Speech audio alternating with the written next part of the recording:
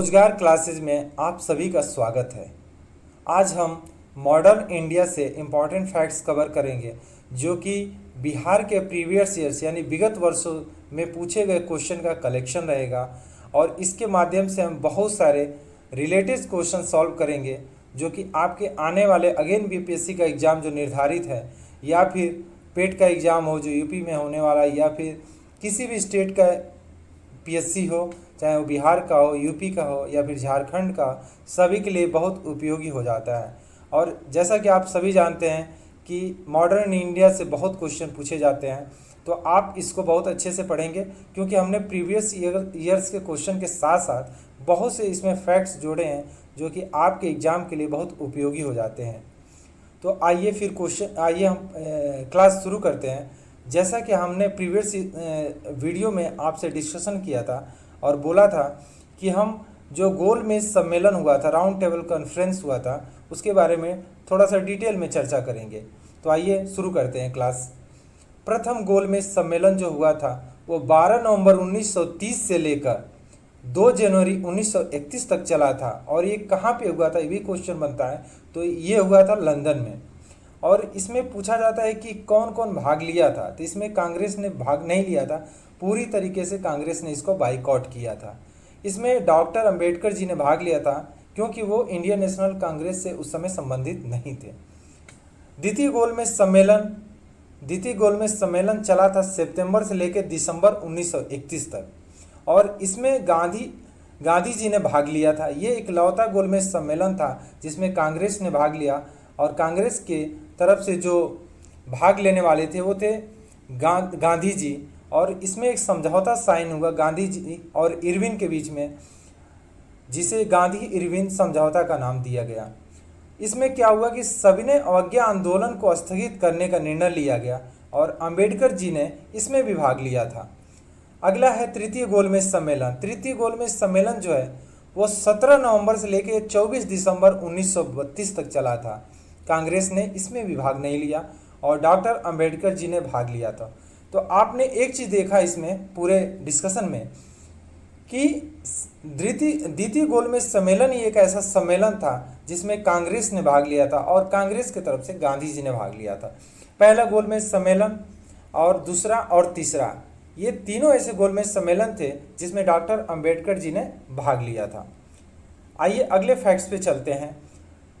तीनों गोलमेज सम्मेलन के दौरान पूछा जाता है कि तीनों गोलमेज सम्मेलन के दौरान इंग्लैंड का प्रधानमंत्री कौन था। तो वो था रैमजे मैकडोनाल्ड। तीनों गोलमेज सम्मेलन के दौरान इंग्लैंड का प्रधानमंत्री रैमजे मैकडोनाल्ड था।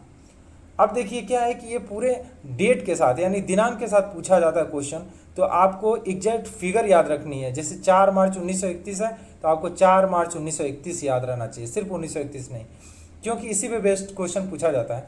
तो आइए इसको देखते हैं। 4 मार्च 1931 को गांधी इरविन समझौता पर हस्ताक्षर हुआ था, आपको डेट याद रखनी है। अगला है इसी साल में 4 मार्च 1900 और इसी मंथ में मार्च में ही 23 मार्च 1931 को भगत सिंह, सुखदेव और राजगुरु को फांसी दी गई थी। अगला देखते हैं 16 अगस्त 1932 में रैमजे मैकडोनाल्ड 16 अगस्त 1932 में रैमजे मैकडोनाल्ड ने सांप्रदायिक पंचायत की घोषणा की थी, जिसमें इस घोषणा के पीछे डॉक्टर अंबेडकर का बहुत बड़ा योगदान था। वो चाहते थे कि एक मतलब इलेक्टोरल मिले किनको, तो जो शोषित वर्ग हैं उनको मिले। 24 सितंबर 1932 ईस्वी को पूना समझौता हुआ। ये भी पूछा जाता है कि पूना समझौता किसके किसके बीच में हुआ था। तो पूना समझौता हुआ था भीमराव अंबेडकर एवं महात्मा गांधी के मध्य पुणे के यरवदा जेल, सेंट्रल जेल में हुआ था। आइए अगले क्वेश्चन पे चलते हैं। अगला क्वेश्चन है कि पागल पंथ की स्थापना किसने किया था। तो पागल पंथ की स्थापना किया था करम शाह ने। अगला क्वेश्चन है कि फराजी आंदोलन के अनुयायी कौन थे। फराजी आंदोलन के जो अनुयायी थे वो थे हाजी शरीतुल्लाह, आपको नाम याद रखना है, हाजी शरीतुल्लाह। अगला क्वेश्चन है रामोशी विद्रोह जो कि 1822 से लेके 1829 के दौरान पश्चिमी घाट के महाराष्ट्र के सतारा क्षेत्र में चला था, उसका नेतृत्व किसने किया था। तो उसका नेतृत्व किसने किया था? वासुदेव बलवंत फड़के। रामोशी विद्रोह का नेतृत्व किसने किया था? वासुदेव बलवंत फड़के। अगला क्वेश्चन है, बघेरा विद्रोह कहाँ हुआ था? तो बघेरा विद्रोह हुआ था गुजरात के बड़ौदा में। ये भी बीपीएससी में पूछा जा चुका, सारे बीपीएससी के क्वेश्चन है, आप ये विगत वर्षों में पूछे जा चुके हैं, आपको इसको कंठस्थ कर लेना है। न्यू लैंप फॉर ओल्ड लेख पूछा जाता है कि न्यू लैंप फॉर ओल्ड लेक्स जो श्रृंखला है किसने लिखी थी? तो ये लिखा गया था अरविंद घोष जी द्वारा। न्यू लैंप फॉर ओल्ड लेख जो है ये अरविंद घोष जी द्वारा लिखा हुआ था। अगला क्वेश्चन है कि अस्थाई बंदोबस्त किसके साथ किया गया था? तो पहला तो यह है कि जमींदारों के साथ किया गया था। दूसरा यह है कि किसके द्वारा किया गया था? तो अस्थाई बंदोबस्त यानी कि परमानेंट सेटलमेंट ये किया गया था लॉर्ड कॉर्नवालिस द्वारा। कब किया गया था? ये लागू किया गया था 1793 में।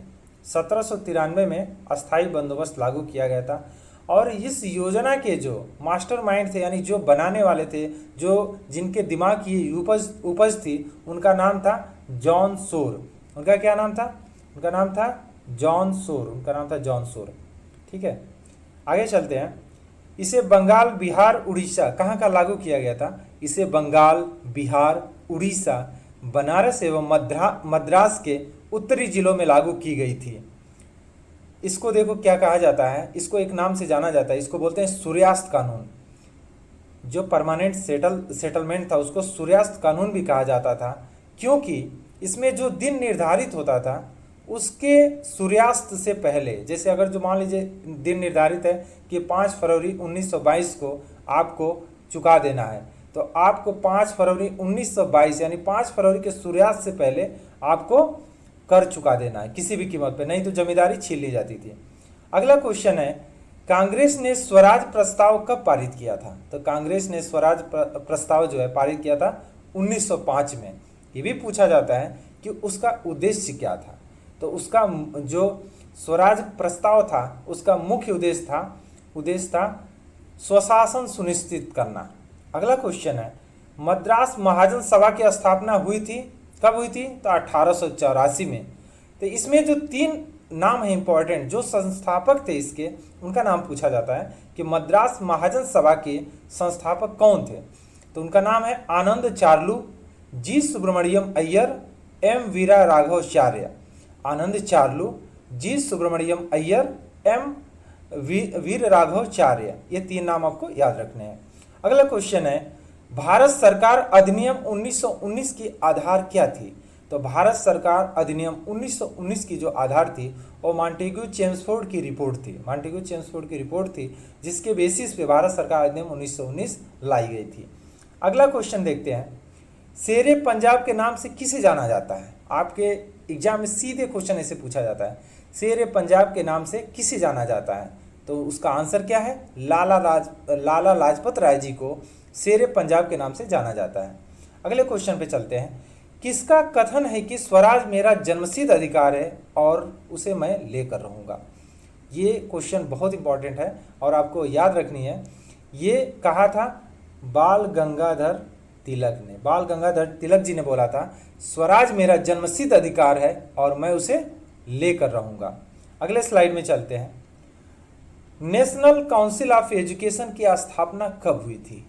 नेशनल काउंसिल ऑफ एजुकेशन की स्थापना 15 अगस्त 1906 को हुई थी। 15 अगस्त 1906 को हुई थी। अगला क्वेश्चन है कि भारतीय पुनर्जागरण आंदोलन का पिता किसे कहा जाता है? भारतीय पुनर्जागरण आंदोलन का पिता कहा जाता है राजा राममोहन राय को। भारतीय पुनर्जागरण का आंदोलन का पिता किसे कहा जाता है? राजा राममोहन राय को। अब राजा राममोहन राय ने कुछ सभा की स्थापना की थी, कुछ कॉलेज की, तो आपको इनके जो ये कर्तव्य मतलब इनके द्वारा जो किए हुए काम है आपको याद रखना है, जो बहुत इंपॉर्टेंट, अक्सर ये क्वेश्चन पूछे जाते हैं। तो पहला है 1815 में आत्मीय सभा की स्थापना की थी राजा राममोहन राय ने। फिर 1825 में वेदांत कॉलेज की स्थापना की थी। 1828 में ब्रह्म समाज की स्थापना की थी। ये तीनों क्वेश्चन मोस्ट इंपॉर्टेंट है, आपको ये याद रखनी है। अगला है कि प्रार्थना समाज के संस्थापक कौन थे? तो प्रार्थना समाज के संस्थापक कौन थे? उनका नाम था आत्माराम पांडुरंग। प्रार्थना समाज के संस्थापक थे आत्माराम पांडुरंग। अगला क्वेश्चन है सॉरी, भारतीय राष्ट्रीय कांग्रेस के प्रथम अधिवेशन में कितने प्रतिनिधियों ने भाग लिए थे? तो भारतीय राष्ट्रीय कांग्रेस के प्रथम अधिवेशन में 72 प्रतिनिधियों ने भाग लिए। इसमें कुछ क्वेश्चन और पूछे जाते हैं कि ये कहाँ पे हुआ था और किस साल में हुआ था। तो भारतीय राष्ट्रीय कांग्रेस का प्रथम अधिवेशन मुंबई में हुआ था, गोकुलदास तेजपाल संस्कृत महाविद्यालय में, और 28 दिसंबर 1885 को हुआ था। इसी क्रम में अगला क्वेश्चन ये भी पूछा जाता है कि इसके संस्थापक कौन थे? तो इसके संस्थापक जो थे, संस्थापक महासचिव, वो थे एओ ह्यूम।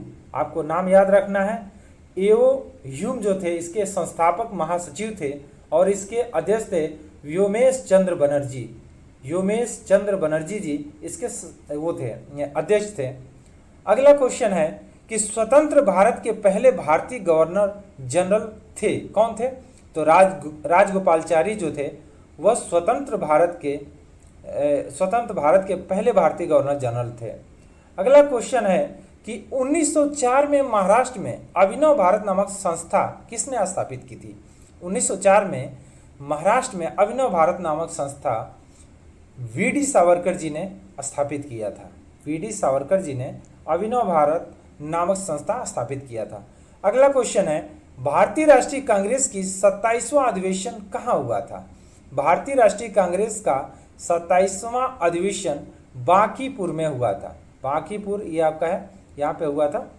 और इसी क्रम में अगला क्वेश्चन और आखिरी क्वेश्चन है कि चित्तरंजन दास व मोतीलाल नेहरू ने स्वराज दल की स्थापना की थी। ये क्वेश्चन का मैंने इसमें आंसर ही लिख दिया। चित्तरंजन दास व मोतीलाल नेहरू ने स्वराज दल की स्थापना की थी। आपको ये क्वेश्चन ये बताना है कि किस साल में यानी कि किस साल में इसकी स्थापना हुई थी। आपको ये कमेंट बॉक्स में आप इसका आंसर देंगे। तो अगर जो आप चैनल पे नए हैं तो आप इसको सब्सक्राइब कर लीजिए, शेयर कीजिए, और अगर जो कोई सुझाव है तो आप कमेंट बॉक्स में वो हमें आप लिख के बता सकते हैं। और अगर जो इसके साथ ही अगर जो आपको वीडियो अच्छी लगी हो तो कोशिश करें हमें ज़्यादा से ज़्यादा हौसला अफजाई करने की, ताकि हम आप तक और अच्छे कंटेंट लेकर आ सकें। Thank you so much.